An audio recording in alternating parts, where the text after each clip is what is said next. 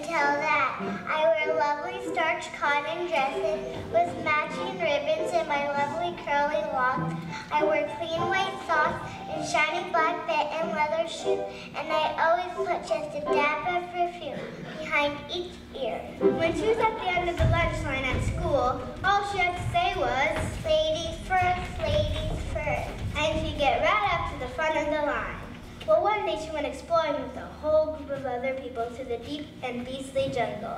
As they went along, she would say things like, I have got to be careful of my lovely dress, and my shiny, shiny shoes, and my curly, curly locks. So may somebody please clear the way for me. And they did. Or sometimes she'd say, what do you mean there aren't enough mangoes to go around? And I'll have to share my mango since I was the last one across the Icky River. No matter how lost I am, it's still ladies first, ladies first. So hand over and whole mango, please. And they did. Then guess what happened? All of a sudden, they got tied up by a bunch of hungry tigers. We sniffed them and tried to decide who would make the best dinner. How about this one? Said the tiger chief. Nah, too bony. What about this one? Got a lot of meat on it. Meaty but muscly. Oh, for heaven's sake, don't take all night. I never saw such a pack of picky eaters. How about this one then?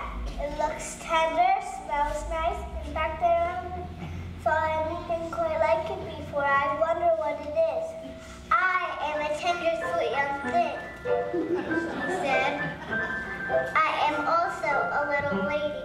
You should know that by my lovely coat and my lovely smell. And if it's all the same to you, tiger tweeties, I wish you'll stop licking me and untie me this instant. My dress is getting mussed.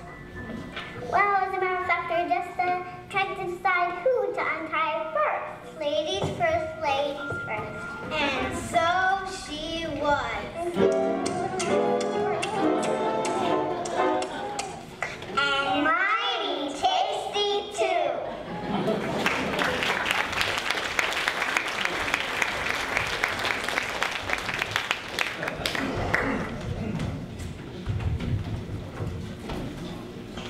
My dog is a plumber. He must be a boy. Although I must tell you, his favorite toy. A little toy stove with some handles and pots. But it really makes sense that he plays with a lot. Perhaps he's a girl, but kind of makes sense. That he can't throw a ball, or he can't climb a fence. Neither can Dad, and I know he's a man. And Mom's a woman, and she drives a van. Perhaps what's telling the problem is, buy what someone does well, it's what they do good.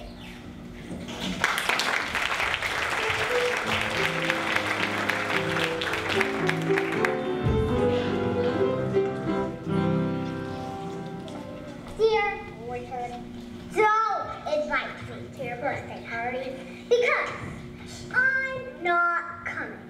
And give back the Disneyland sweatshirt I said you could wear. If I'm not good enough to play in your team, I'm not good enough to be friends with your former friend, Janet. P.S. I hope when you go to the dentist, he finds 20 cavities. Dear Janet, here's your stupid Disneyland sweatshirt if that's how you're going to be, and I want my comic books now, finished or not. No girl has ever played on the Maple Street baseball team.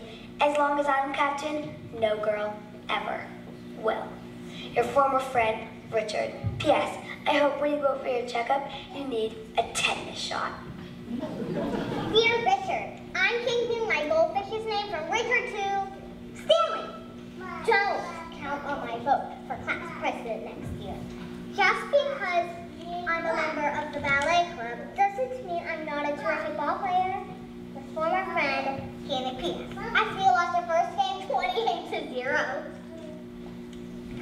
Dear Janet, I'm not saving any more seats for you on the bus. For all I care, you can stand the whole way to school. Why don't you just forget about baseball and learn something nice, like knitting? Your former friend, Richard. P.S. Wait until Wednesday.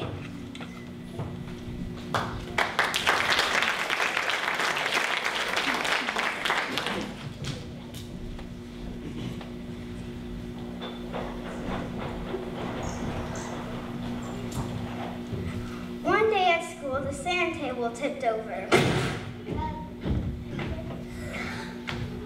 I didn't do it, but the teacher didn't believe him and made him stay a long time after school. On his way home, he met the principal. Hello, Dudley. People are saying you tipped over the sand table at school today. You mean you didn't do it? Well, we're going to have to do something about that tomorrow. Do you look like you're about to cry? Only sissies cry. No, Dudley, a sissy is someone who doesn't cry because they're afraid someone will call him a sissy if he does cry. Just listen to this song I learned yesterday. It's alright to cry. Crying takes the sad out of you. It's alright to cry. It might make you feel better. It's alright to cry. Raindrops from your eyes, washing all the mess out of you. Raindrops from your eyes, it might make you feel better. It's alright to feel things, though the feelings may be strange. Feelings are such real things, and they change and change and change. It's alright to know feelings come as feelings go. It's alright to cry, it might make you feel better. It's alright to cry. Crying takes the sad out of you. It's alright to cry. It might make you feel better. Drops from your eyes, washing all the rain out of you. Raindrops from your eyes, might make you feel better. It's alright to feel things, though the feelings may be strange. Feelings are such real things, and they change and change and change. It's alright to know feelings come and feelings go. It's alright to cry, might make you feel better. Better?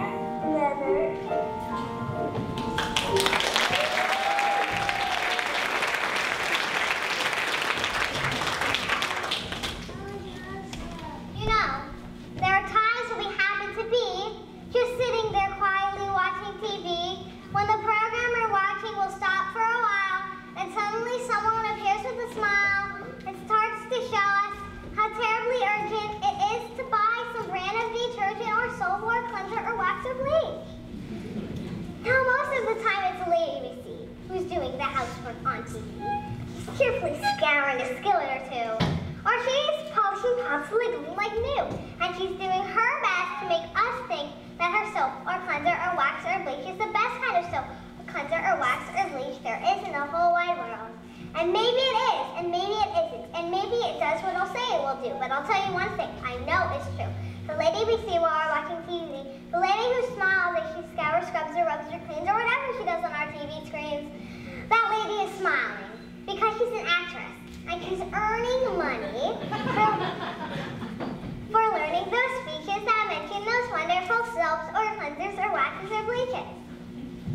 So, the very next time you happen to be just sitting there quietly watching TV, and you see a nice lady who smiles as she scours, scrubs, or rubs or cleans, remember, nobody smiles doing housework but those ladies you see on TV. Your mommy hates housework, your daddy hates housework, I hate housework too. And when you grow up, so will you. Because even if the soap or cleanser or wax or bleach that you use is the very best one, housework is just no fun. Children, when you have a house of your own, make sure when there's housework to do, you don't have to do it alone. Little boys, little girls, when you're big husbands and wives, if you want all the days of your lives to be as sunny as summer weather, make sure when there's housework to do, that you do it together.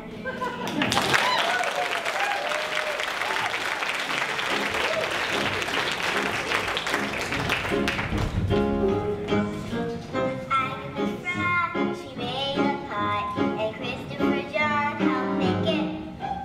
Christopher John, she mowed the lawn, and Ida the fry helped make it. Zachary Zug took out the rug, Jennifer Joy helped shake it.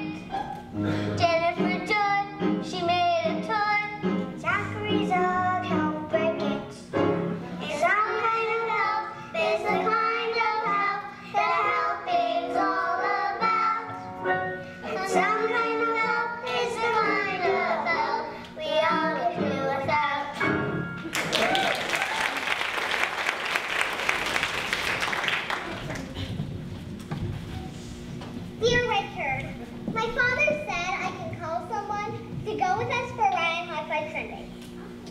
In case you didn't notice, I didn't call you. Your former friend, Janet. I see you lost the second game, 34-0. Dear Janet, remember the blue and white sneakers I took the laces out of and gave to you? I want them back. Your former friend, Richard. P.S. Wait until Friday.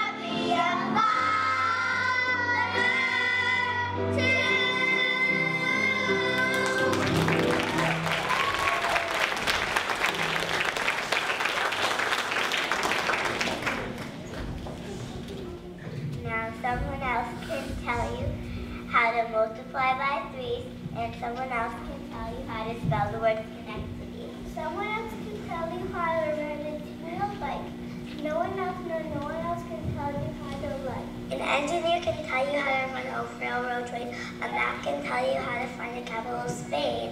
A book could tell you the name of every star above, but no one else knows that as well as you. Your Aunt Louise can tell you how to plant a pumpkin seed. Your cousin Free can tell you how to catch a centipede.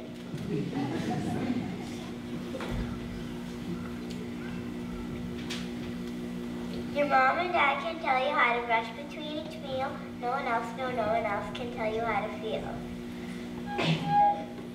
For how you feel is how you feel, and all the world through. No one else knows that as well as you.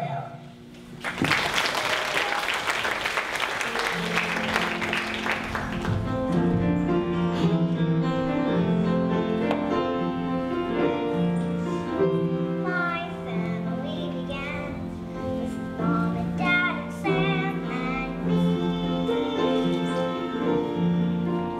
Then Mom and Dad divorced, and boy, I cried.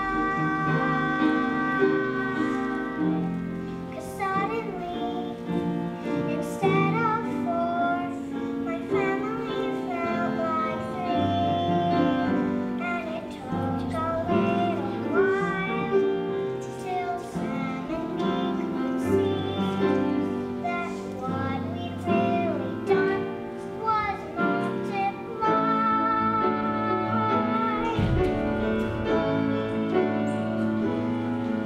Mom got married to a fella, and I got to catch the flowers at the wedding. Well, we like him and we call him Ted the Bear. Ted has 3 kids from when he used to be the husband of Alicia, and they visit us on weekends and he takes us everywhere. But let me tell you, we really have to squish into that car. It's a tight squeeze. And Dad met Marcia. She's a lawyer, and I think they're getting married. Her 2 kids are both adopted, and they come from Vietnam. So that makes Mom and Ted the Bear, and Dad and Marcia, and Alicia, 3 new brothers, 2 new sisters, and my creepy brother Sam. I think Sam's a little shyer on girls. Well, he is just little. And there's Graham, good old Graham. Also Grandpa Henry, also Grandma Annie, plus an extra granny, 'cause now there's Grandma Pam. And I'm not even counting cousins, 'cause by now there must be dozens, and some are younger, some are older. I mean cousins by the ton. And as for having aunts and uncles, well, the list would take me hours. But at holidays and birthdays, gee, the crowd is really fun. Except, of course, you have to get kissed and hugged a whole lot more. Ugh. And Mom and Dad are doing fine, and Sam and me are doing fine, and me, I feel a whole lot better than I ever thought we would. I mean, okay, my family's split, but now the feeling's kind of thin, and it's like living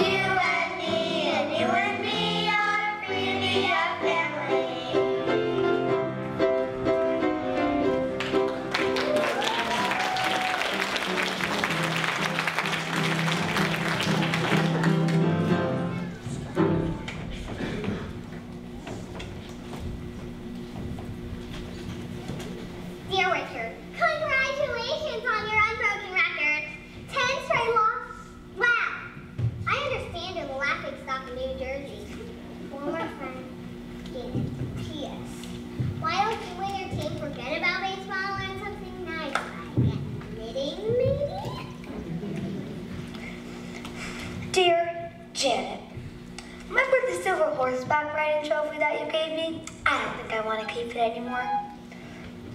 Your former friend, Richard. P.S. I didn't think you'd be the kind who'd kick a man when he's down. Dear Richard, I wasn't kicking exactly. I was kicking back. Former friend Kate. P.S. In case you're wondering, my batting average is 345. Dear Janet, Alfie is having his tonsils out tomorrow. We might be able to let you catch next week. Richard. Dear Richard, I picked Janet.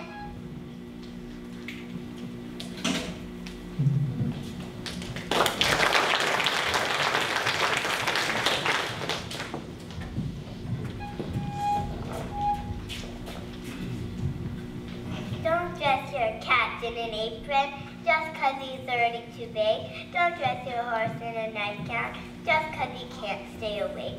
Don't dress your snake in a moo-moo just 'cause he's off on a cruise.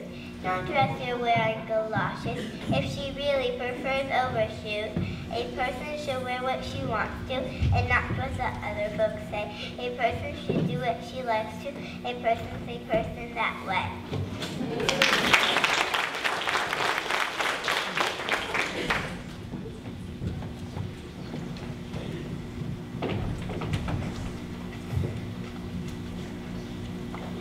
Dear Janet, Joel is moving to Kansas and Leo broke his toe.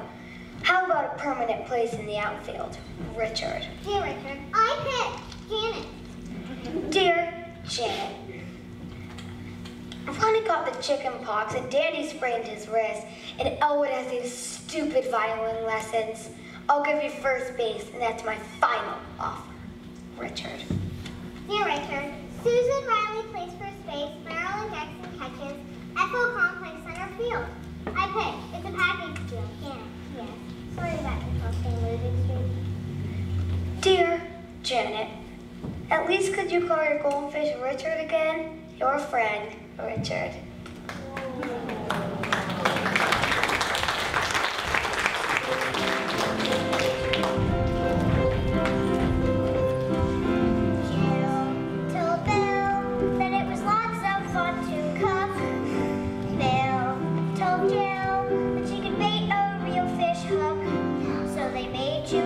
Chocolate cake, sticky, licky, sugar top, and they gobbled it and giggled.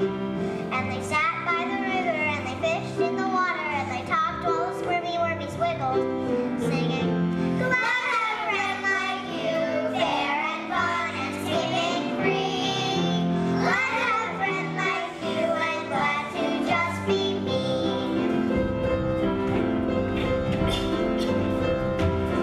Peg told Greg that they could do a secret code. Peg told Greg that they could make free ice cream when it snowed. So they made the letter contained mystery messages and nobody knew just how they made it. So they raised up the window and they scooped all the snow together, put milk and sugar